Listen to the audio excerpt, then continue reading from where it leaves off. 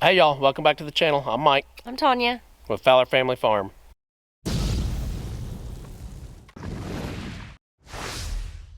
Today we're going to give you guys a quick farm update on some of the chores we've completed over the past, I don't know, week. Yeah, probably. Sometimes we don't get a chance to video some of it because it's just so darn windy out here. We would have to put it all to music, like for real. Every bit of it.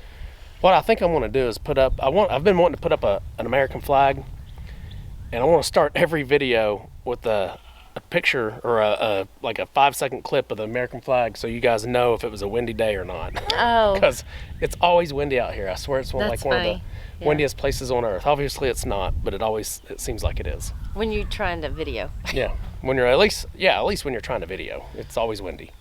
So Tanya has got a little black paint on her face. I do. Y'all probably can't see it, but she's got little speckles. That's freckles. So yeah, what do you mean? No, that's black paint. So anyway, we were painting some of the. Oh yeah, I've got it on my hands too. Yeah, we were painting some of the wiring that we have up in our ceiling in the dining room because it's yellow, and our ceiling's black, so it stands out like crazy. Yep. So almost hit me in the eye.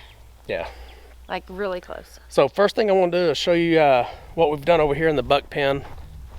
I did this right after I moved the baby goats out of the barn, and we put all the goats out in the pasture. So let me turn you guys around real quick. So I did move this hay feeder, this DIY hay feeder that I built. I did move that over here in the buck pen, and I've tied it down. You can see like I've tied it here. Because Chip was knocking it over like crazy. Hey, give me a kiss. Like that right there. So I'm gonna add some more hay. This gets, when it gets this low, it's almost uneatable because I can't get in there anymore. So I'm gonna add some hay. So I'll show you all a little bit of that. And then let's go over to the goat pasture and show them what we did over there. Okay. That's a pretty big project. Hi, Jenny. Here comes Jenny. Come here, Jenny. Well, check us out real quick. Come here. Hi, Jenny. Good girl. Are you taking care of the goat goats? Good job.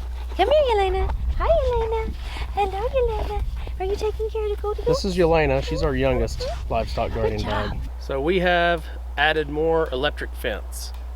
I bought this at Tractor Supply. I think it was like $109 if I remember right. Was it 30 mile or 60 mile? I can't remember. 30. Yeah, this is the 30 mile, which will be plenty for just this one pasture over here. It'll be plenty of. I'll be able to do everything I want over here with just this one charger. So over here on this side, Watch it. come over here and show them this. I was able to add 3 grounding rods. They're not exactly spaced out as far as they're supposed to be, but this is kind of where I wanted to put them. You can see where I got that one in the ground all the way. That one I couldn't quite get in the ground all the way, and then this one, it's it's about halfway, a little more than halfway in the ground. But it's working. Everything's working fine. There may be a time where I have to try to get it down in the ground a little bit better. So the hot wire comes along this fence. You can see it here, and it's going down, and then it goes underground under this gate. And this is all coated wire, so it won't ground out. So it goes along this gate underneath, and then it comes out right here. Yep. So that's the one that came under the gate, and then I've stretched my wire from one solid post to another, and then I just tied into it here. And you guys see this? You see these? Don't tell Brett Addison I'm using these. He says you need to use T-posts, and you probably should. They're way better. T-posts are way better. But we had these, so I'm going to use them. But just don't tell Brett that I'm using them. He probably won't even notice that I'm using them. So He kind of has like way more fencing than we do anyway. yeah, but So it's harder probably to keep up with. he's a professional fence guy. I'm not. Yeah. So all right, so let's go down this way. You do city fence.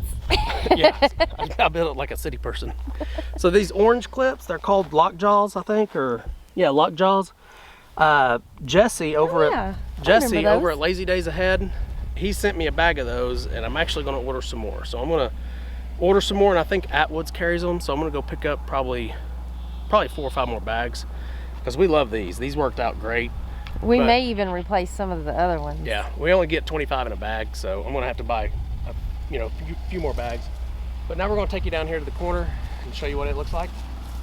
Okay, so from one corner to like this whole stretch of fence right here is just one piece of wire, and then this fence down this way, this wire is a whole new wire, and then I jump them across each other right here in the corners.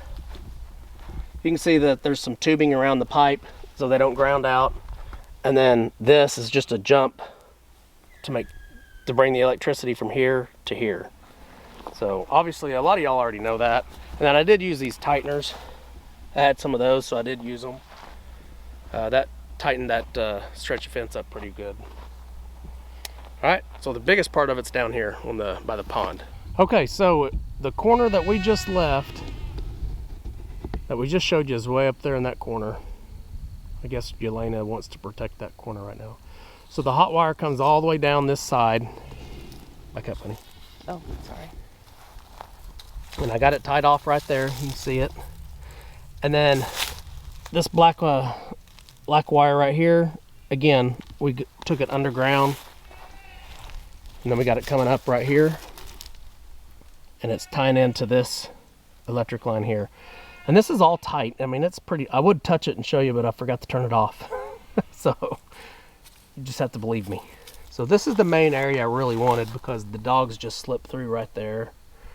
Or before I put this fence up, they would just go right under the barbed wire. There's barbed wire back there too. I don't know if y'all can see it. And this is our dam for the pond. So you can see where it goes all the way under like that.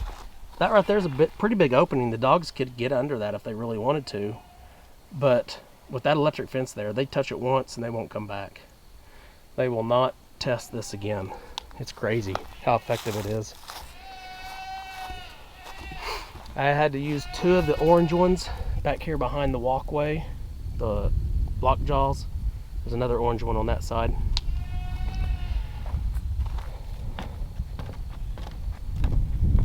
So it goes across the whole back side of this dam. And then I'll show you where we end up over here. So the goats heard us and came over because they thought we were going to feed them. They're being loud.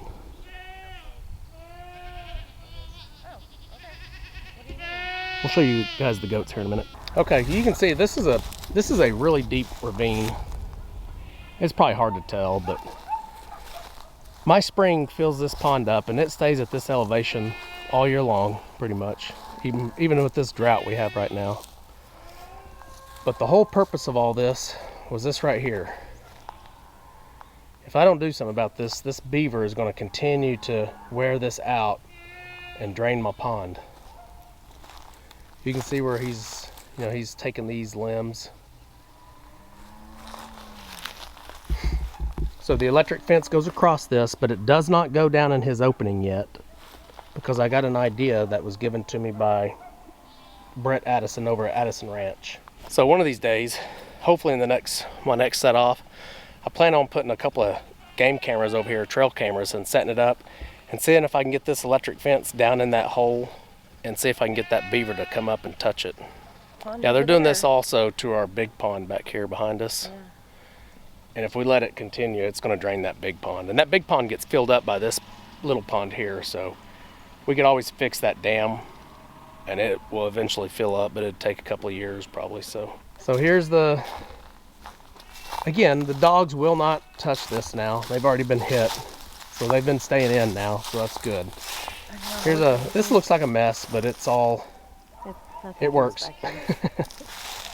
Nothing comes back. Yeah, really nothing does come back here. And then that corner, I had to tie a separate T-post, or I had to install a separate T-post to use over there. And then it goes under this fence. This is a totally separate gate to keep the goats off of the dam. So This one here, I didn't go under or anything because it's such a short run. I just jumped it from this side to this side, and you can see this wire goes this direction and it's tied off and tightened. Same with this one, it's going that way. Okay, and then again, y'all don't tell Brett I'm using these. Brett over at Addison Ranch. You guys need to go check his channel out. So that's where our dogs were getting out and going over to the neighbor. We'll fix all this down the road, but right now we just wanted to get the hot wire in so that they would touch it and stop going under the fence. There's Jenny and Silas. Hi, Jenny. What are you doing? Hey Silas. Hey buddy. Hey, buddy. Hi, Silas. Hi, buddy. So Jenny will be 1 year old next month. Silas is probably about 6 months old, I would think. Oh, I love you too. And Yelena's probably about 4 or 5 months old. Okay, so this hot wire continues. And it's going to go up to this H post right here.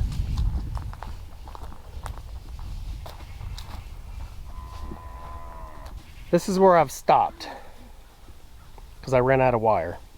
I have to pick up some more wire and some more. I probably will pick up some more of these just because they're easy to use right in front of this pole.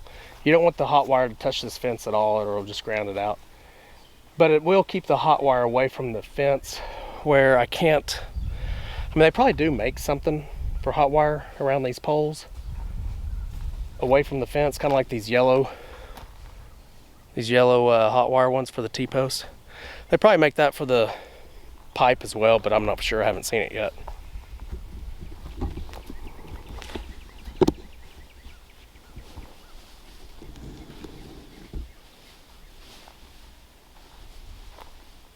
They're playing.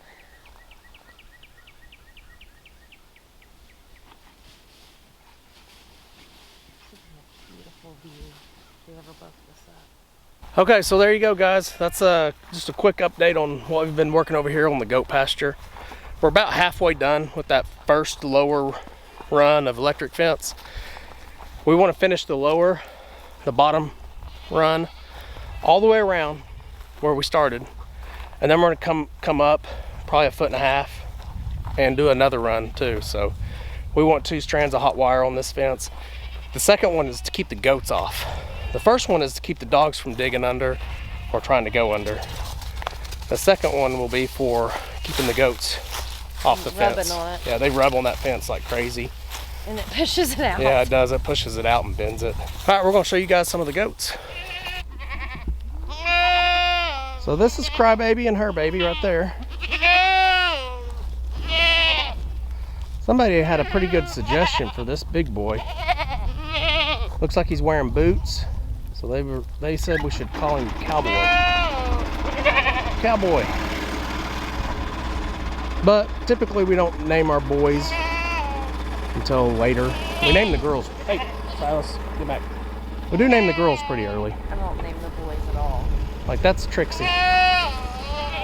That's Trixie's brother, is what his name is. Hey, Silas! No!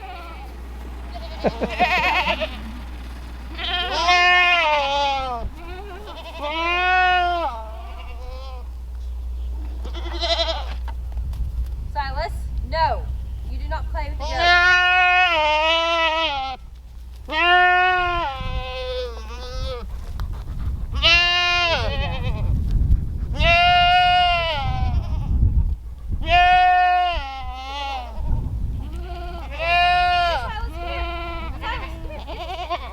So this is York, and she's still pregnant, we think.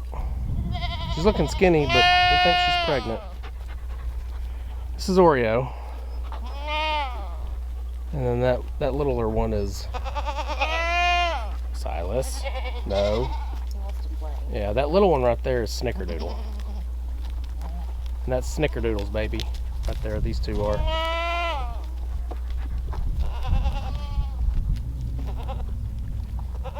Yeah, somebody thought of a good name for these two also, but it doesn't match it doesn't match her name, so we kind of keep all the female names similar to their parents, similar to their mom. That's Bottle Cap. So her babies need to be called something like soda. We were thinking cream soda and something like that for these two over here. But someone else mentioned nutmeg and spice. Sorry, buddy.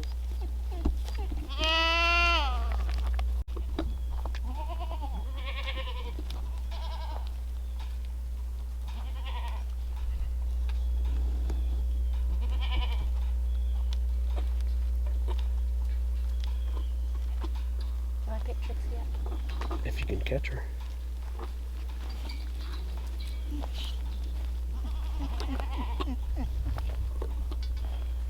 You got her. Didn't even go nowhere.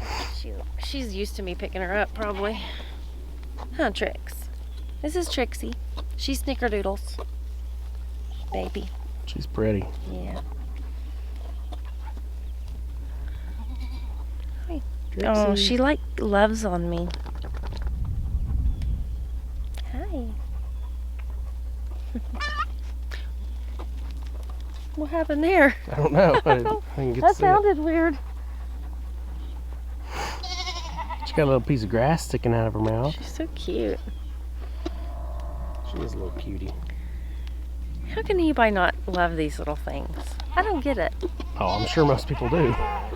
You think? Yeah. Okay.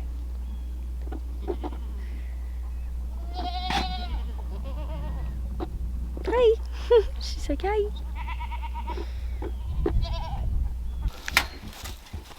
Thank you, dear. Mm-hmm.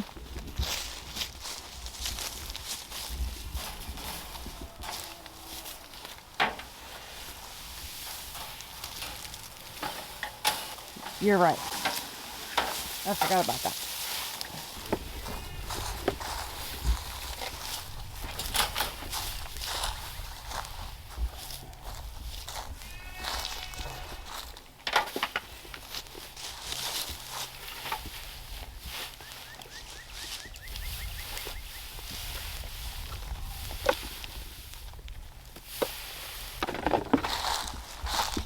Okay, that'll probably last. Today's Monday. We'll probably have to do that again Wednesday. Plus they'll eat a lot of this green stuff, the stuff that's turning green. They'll eat the brown stuff too. Hey, cut it out. I want to get a better feeder next year. One that sets out in the middle. I don't have to tie it down, it's pretty heavy. He won't be able to do that right there with it. Okay, y'all, that's gonna wrap this video up. Hopefully you enjoyed the video. Quick little update on what we've been doing here on the farm. Yes, I do have to wear a mask and goggles. It's terrible when a guy who lives on a farm, works a lot of hay, has to wear masks and goggles. It's crazy. But yes. You didn't like grow up there. Probably. But That's anyway. why I don't have a problem with it. That's true. Probably a lot to that. Mm-hmm. I didn't grow up playing on hay bales. She did. I grew up playing in apartment complexes, trailer parks, things like that. So anyway, don't laugh too hard. I really did. I know. I just think that's funny. Yeah. So anyway, I don't know where I was going with that. I don't either. If you guys are new to the channel, please go down there and hit that subscribe button, hit the like button, leave us a comment, let us know how we're doing. We'll see you guys on the next video. Bye, guys. Remember, do the good.